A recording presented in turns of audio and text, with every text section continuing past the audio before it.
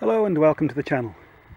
In this video we'll be looking at these two screws that hold the clutch end cover in place, and sometimes, yes, they can be a real pain to remove.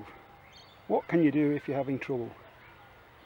You may need to remove this to remove the clutch nut, to remove the clutch for whatever reason, or you may be simply cleaning out a centrifugal oil filter. First thing you need to do is use the correct screwdriver or bits. JIS, Japanese industry standard. How to tell it's a JIS screw or fastener? There will be a dot mark or a center punch mark on the head of the fastener there. So these are JIS screws, JIS fastener. If you use Phillips, they'll bottom out and there's a good chance that you will chew these out. To give yourself the best chance of getting these out easily, use the JIS bits. If the screwdriver doesn't work, use one of these impact drivers with the correct JIS bit. And what will happen though, when you bash onto the end there with the hammer, inside the clutch, the 4 clutch springs will absorb the shock. So try this gently. If you're not having any luck, then simply, it's easier said than done, I know that. Be careful you don't damage anything. Put some wood behind the clutch basket to stop it moving and then absorbing the shock. And if the screws are chewed out or you're having a problem, what's the next thing you can do? Well, what's worked for me in the past, using a small chisel, put a chisel mark on either side, much like the slot of a flat bladed screw, and then tap at an angle and see if you can't get the screw to turn. What happens if that fails? Then you're left with getting out the drill.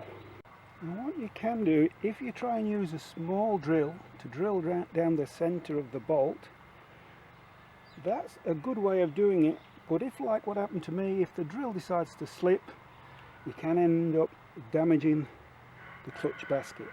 So what I've found for me worked best was to use a larger drill, try and get one with a similar angle to the slope there on the countersunk screw, and just drill the head until you just before you touch the soft alloy of the end cover. Then you should be able to prise the cover off, but then you will need to remove the 2 screws. How will you do that? File it flat, center punch, drill it out and use an easy out. I'll leave a link up there showing you how I did that on the CT90 restoration engine. What can you do if you've damaged the hole there? Is the clutch basket unusable? Do you have to buy a new one? Well, no, not really. Depending on which basket you have. This older style, you can see there's just the machine face for 2 holes there. But on this one, you can see there's a boss there and a boss there. And I think that's because when these are used for a manual clutch, the cover will have 4 screws. So what I've done in the past, I've got it on one of my other clutches. I can't find it at the minute. What I've done,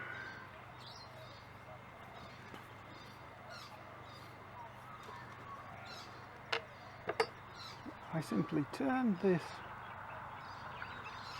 90 degrees, used that as a template, put a mark in there, and then drilled and tapped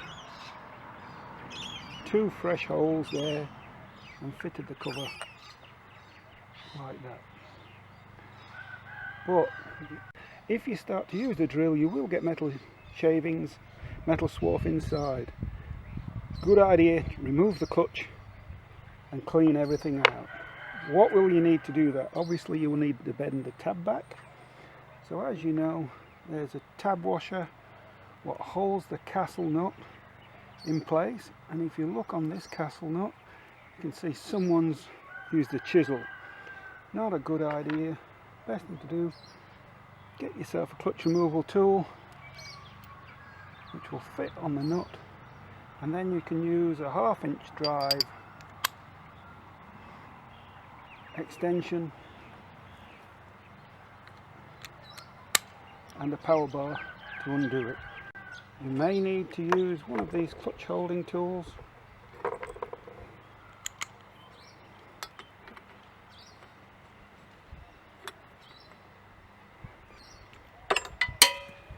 to undo the nut.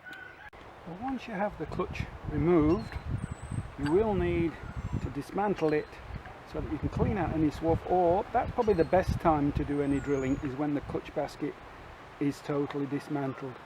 How do you undo the castle nut if you don't have a clutch holding tool? Well, then what you can do, simply use a rattle gun with the clutch nut tool, and you won't need to use this. You can simply hold this and remove the nut.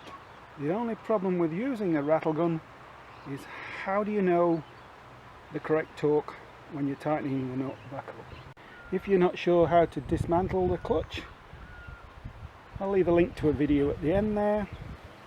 I hope this video helped. The best way to ensure you have success with removing the screws is to use a JIS screwdriver or JIS bits right at the very beginning. And Elvis, what did you think to that? Are you a Honda fan, Elvis? Where's Priscilla? She's sitting on the egg, isn't she? Yeah, so you're enjoying the videos. Thanks, Elvis.